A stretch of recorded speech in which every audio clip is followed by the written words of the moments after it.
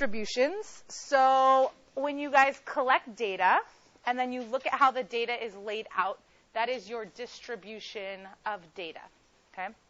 So there's a couple words at the beginning that you should just know what they mean, but aren't going to be our main focus. So our main focus in this section is going to be how to understand and use the normal distribution.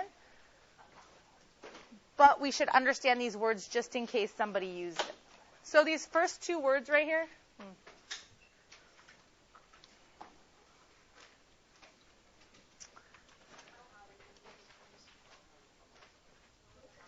So a discrete probability distribution and a continuous probability distribution. Let's just talk about the two words at the beginning of those. So they're both about some sort of distribution. You calculated some probabilities, some things are distributed. The only difference between them is discrete versus continuous. So in mathematics, when people use the words discrete versus continuous to describe something, what do you think the difference is? Damien? Okay, one is continuous and one is discrete. So what does that mean? Break it down for those of us that don't know what that words are going to mean in this context. Keelan?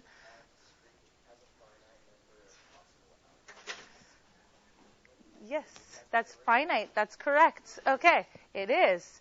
Okay, so we use this number, if we don't ever reach a limit, like when we were looking at rational functions, we say they go to infinity, right? So infinity means it keeps on going but never reaches a certain limit. So infinite is a word that we mean has no end, essentially, right?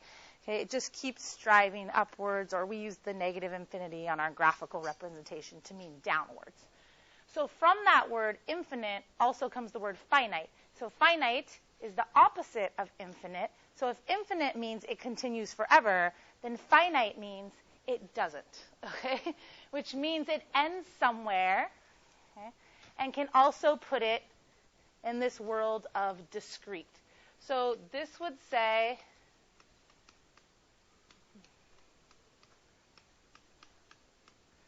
there's a finite number of possibilities.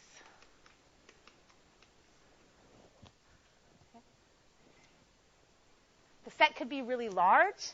The set could be really small. But it's not infinite, okay? You couldn't keep listing forever, okay? There's only certain numbers that it could be. So if you hear anything about it being discrete, that means it can't be everything or anything.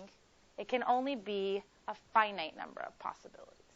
If you hear that it's continuous, okay, these are kind of opposites of each other. This means there are infinitely many possibilities.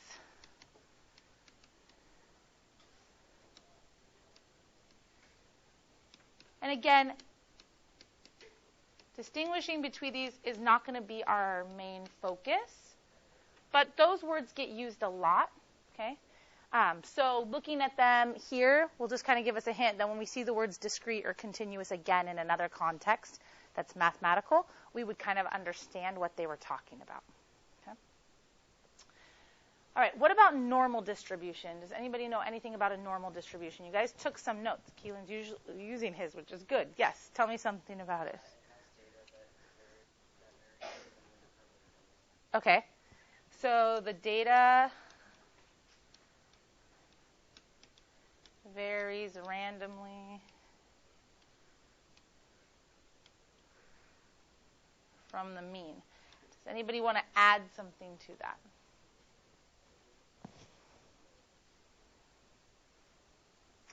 So what does a normal distribution look like?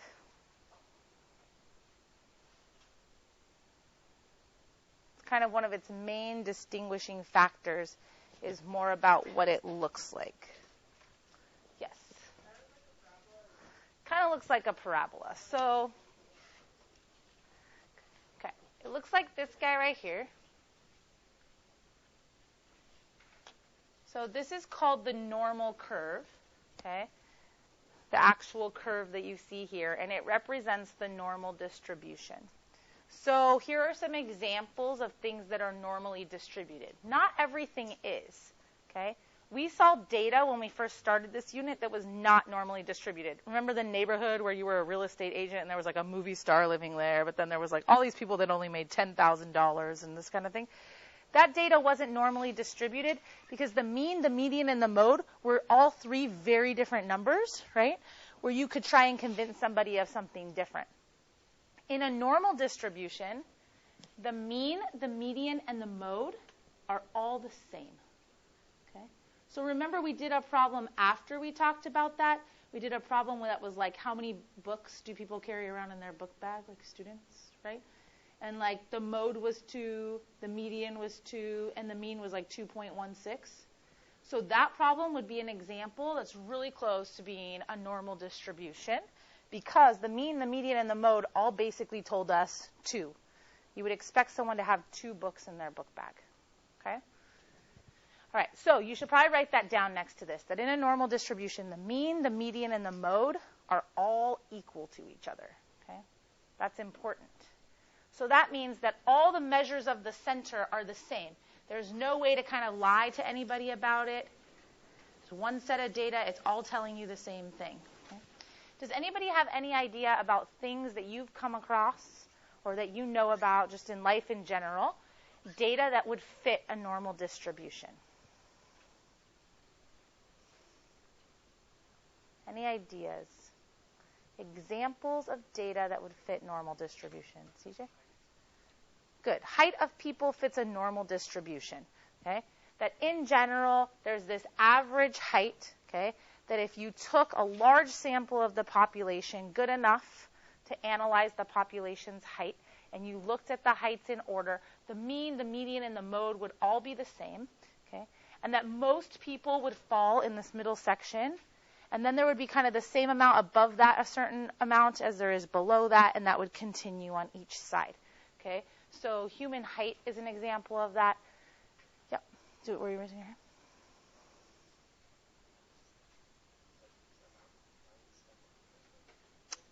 Amount of time spent on the internet, I don't know. Not for sure. I think it would depend on who you pull. But it might. It might. There's just not a study that shows us necessarily that it is for sure a normal curve.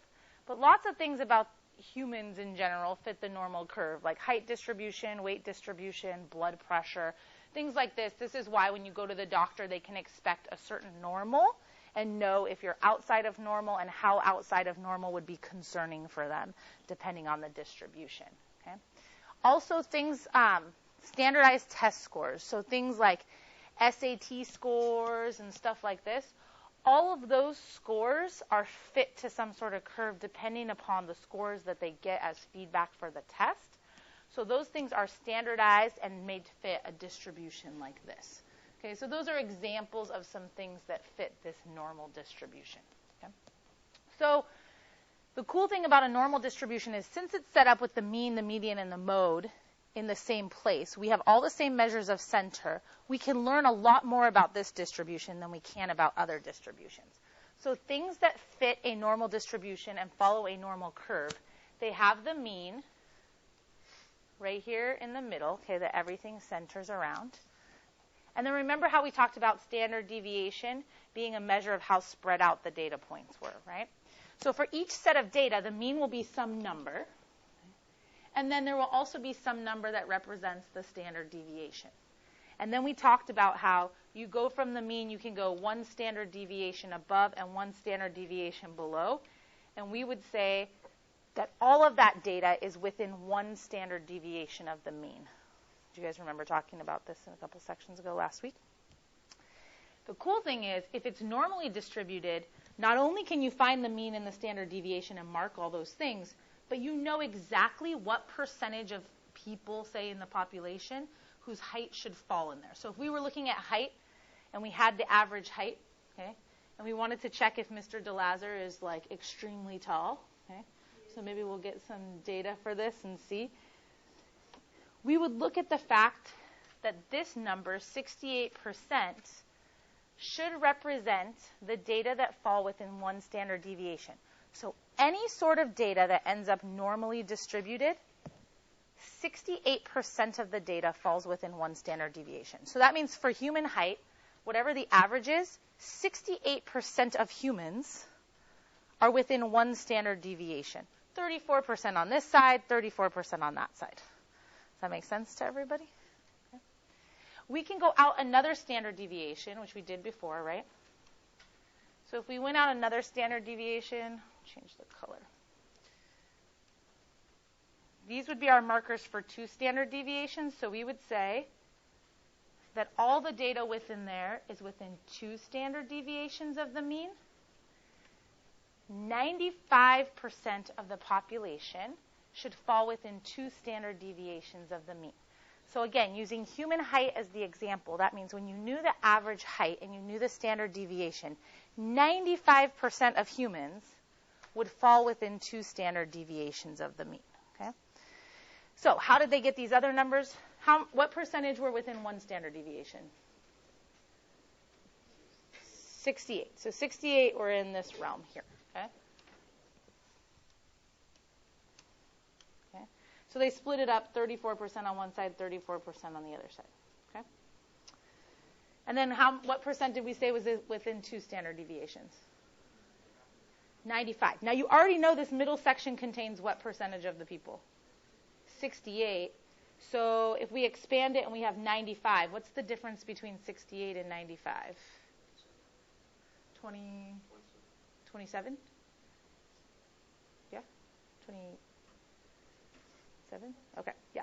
So 27. So then we split 27 in half, right? So a percentage that falls in the above area and a percentage that falls in the below area. So 27 split in half is where there's getting this like 13.5% for this section and 13.5% for this section. Is that okay with everyone, where they're getting those numbers from? So when you're looking at normal distributions, you're going to memorize these intervals, okay? Most of the time we would memorize these 3 numbers, and then we can split them up ourselves into the sections. Some people just go and memorize each of those, okay?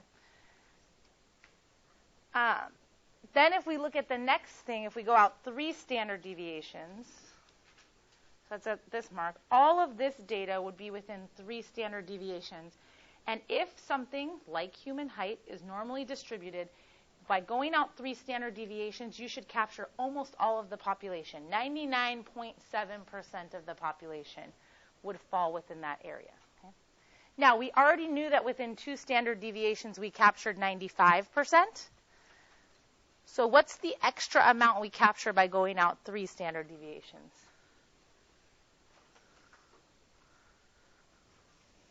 So we had 95%. We extended it another standard deviation. Now we have 99.7%. What's the extra amount that we captured by extending out that 3rd standard? 4.7%. Okay. If you cut 4.7 in half because you have the people above and the people below that average height, that's where you get that this would cover about 2.35% of the population, and so would this. Okay? So does everybody get how that works? So see how we're using the standard deviation idea from what we learned before? Okay? The difference now is we know these percentages, or we need to commit these percentages to memory, okay, for anything that's normally distributed. Any questions about this before we go and try some problems? No? All right, so let's look at some normal distributions. Oh, sorry, one thing before we do. Some of the distributions, and I apologize on the note guide. I swear on the Word document, it was all on the same page, and then when I converted it to PDF, the title ended up at the bottom of one page, and then the pictures ended up at the next page. So, skewed distributions look like norm. So here's your normal distribution. To call something skewed would be it kind of has that curve, but one end of the curve contains more data than the other. So it tends to skew in that direction. So something that sits like this would be considered positively skewed because you have this tail over here of data. And something that looks like this would be considered negatively skewed. Okay? Just in case they use those terms about data. Now, if the data is positively skewed or negatively skewed, can you use the percentages that we were just talking about? No. Right? That's what's unique about the normal distribution and data that ends up that way, is you have this extra thing that you can analyze, because we've studied them more and they work more consistently the same way because of their normal distribution. We have that extra fact about them, about what population percentage we've captured with each standard deviation. If something's not normal, meaning not normally distributed, we can't use those percentages at all. So they're only applicable in this normal distribution, okay? All right. So I'm sure that you guys all do this, right? You track the number of words in each of your text messages. Yeah. After this problem, I bet you'll be tracking all the words. No, I'm just kidding. Okay. So somebody tracked the words in their text messages for a month, okay? So every text message they sent for a month. Gosh, how many text messages do you guys think you send in a month?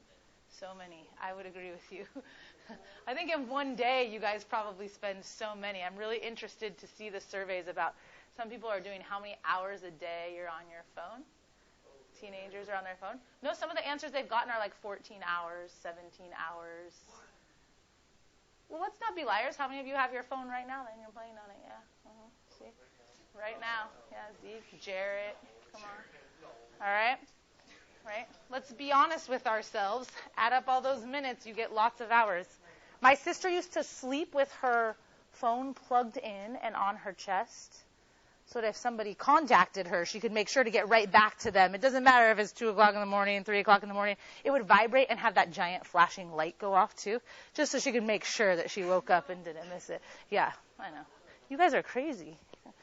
I wish I could just shut my phone off half the time and, like, lose contact with the world for a couple days, you know? All right. So this person tracked the number of number of words in each text message they sent for a month, okay? Lots of tracking going on here, right? And they sketched this bar graph. The number of words is normally distributed around a mean of 10. So here's 10. That's their mean. At what percent of your text messages are between 9 and 11? Now, there's two ways for us to figure this out. We just talked about if it's normally distributed and we knew the standard deviation, we could say, oh, within one standard deviation is this percent of the data. Did they tell us the standard deviation here? No. And we don't have all of the data. So can we find the standard deviation? Not without the list of data. So there has to be something more that they're giving us here, okay? And they are, okay? Does anybody notice in this graph what they are telling you? Look at the scales and what they're saying. See? Yeah, so they drew the histogram, and you can see the percent of messages. So if you guys wanted to check if your data is normally distributed, this is one thing you could do with your data, right? Something similar to this. And you could see if you could calculate all the one variable statistics on your calculator. You could calculate the percentages there were of each number or whatever. And you could see if the mean, the median, and the mode are the same, maybe you have a chance at normal distribution, and looking at the bars would kind of tell you if it fell in this curve or not. So that's kind of what they did. They drew this histogram. They have the bars. So what this means, the fact that 10 goes up to here, what percent of their text messages had 10 words in them? 20, okay? So this represents 20% of their messages. So I don't know the standard deviation, so I'm kind of bummed about that because I know this extra thing about normal distribution, but I can only use that if I have the mean and the standard deviation to measure everything out. So without that, I have to use more of what's here and given to me. So 20% of the messages had 10 words in them.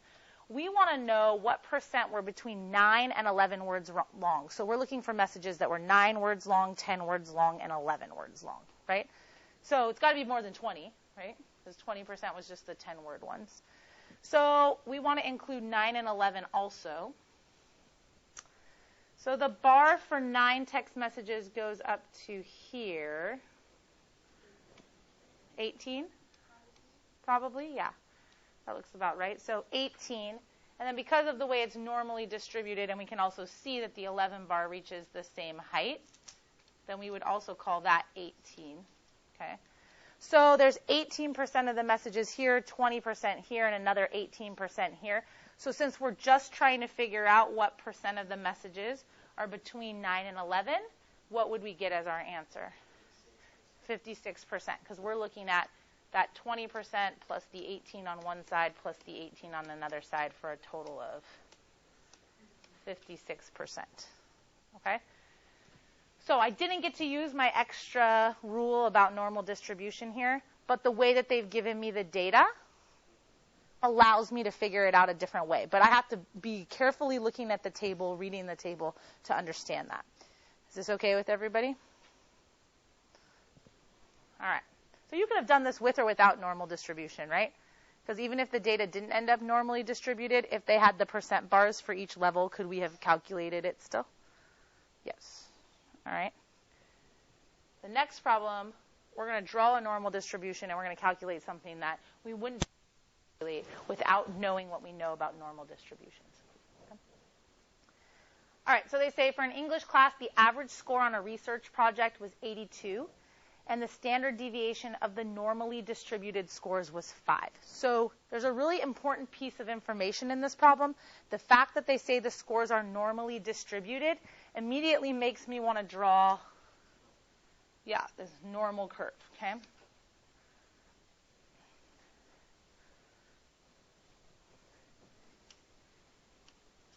And then I want to use what they've told me. So remember, to use these rules about percentages included in normal distributions, we really want to know what everything centers around, so what the mean is and what the standard deviation is, and they gave us each of those things. So the mean is 82. So everything is kind of centered around 82 with a standard deviation of 5, okay? So what numbers would surround 82 that would represent all the data within one standard deviation? Damien? Say it again, please. 2.5? Yeah. What would be the numbers surrounding 82? Jocelyn? So 87 would be one standard deviation above, and 77 would be one standard deviation below. The standard deviation is 5. So 5 units above would be the first marker, and 5 units below would be the second marker. Anything between 77 and 87, we would say is within one standard deviation of the mean. Okay.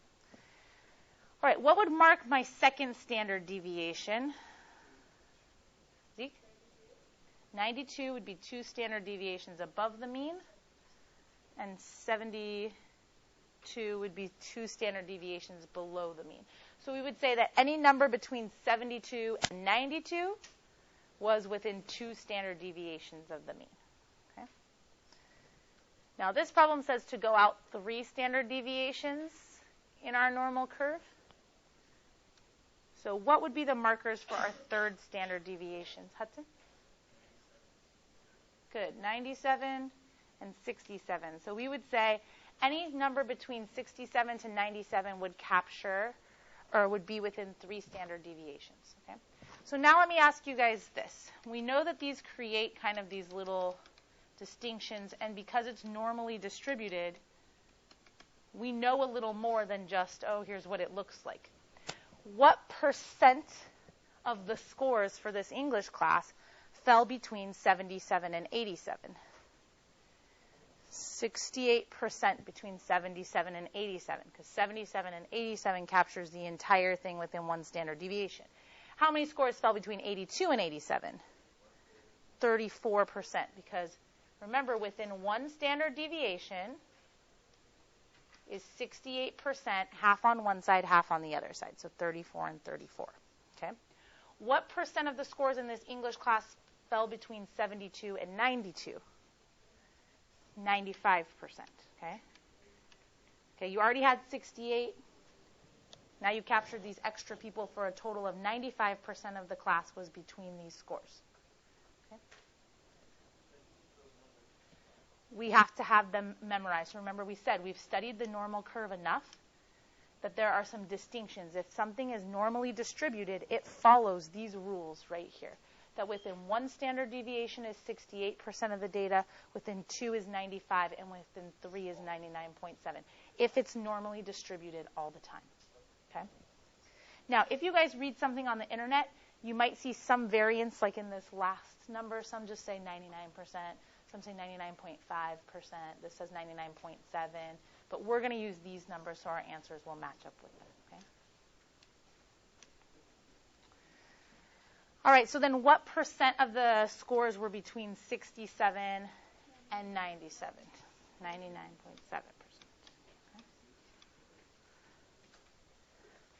Is that okay with everybody? Now, I could ask more difficult questions, right? The questions I just asked you were specifically if you had memorized the intervals, okay? But I can make you do a little bit of arithmetic with that and figure things out. But again, if you know 68, 95, and 99.7, you should have enough arithmetic skills from there to be able to figure out any of these smaller sections and then any combination of them together. Okay? Like if I wanted to know what percent was between 67 and 77, you don't say, oh, well, I don't have that part memorized. No. Okay? You figure out what each of these smaller sections is, and then you add those percents together to give me the new total. Okay? And you can figure out what each of those smaller sections is, just like they did in that beginning diagram, because if within this first standard deviation is 68%, we said we know that splits up to be 34 and 34, right? And then we said if going to standard deviation, two standard deviations increases your 68% to 95%, that means you've increased by 27%, okay? So including these two extra areas right here includes an extra 27% of the data, but half of it's above and half of it's below. So if we take 27 and split it in half, that gives us 13.5% here and 13.5% here. Do I have to do this every time? No. When do I want to do this? When they ask me for what percent falls within a range of numbers that's not one of the ones I kind of know automatically, and I have to do some arithmetic. Right? If we expand from 2 standard deviations to 3 standard deviations, we've captured, instead of 95% of the population now, 99.7, which is an additional 4.7% of the population, half of it above and half of it below, so that's where we come up with 2.35 and 2.35. Okay? So if I asked you what percent of the scores in this English class were between 67 and 77, we would do 2.35 plus 13.5, which would give us 15.85%. Is this okay with everybody? Now, I don't personally memorize all these little sections. You guys know I don't have a lot of space in there for memorizing those kinds of things, right? But if I memorize these numbers, I have enough arithmetic skills in this diagram to figure out all of the other things I need to know. Okay? All right, so the last question that we're going to look at is a question like that asks us something a little different. So using the normal curve from problem 2, so that's what we just did, what percent of students scored between 72 and 82 points? So let's go back and look at where that is.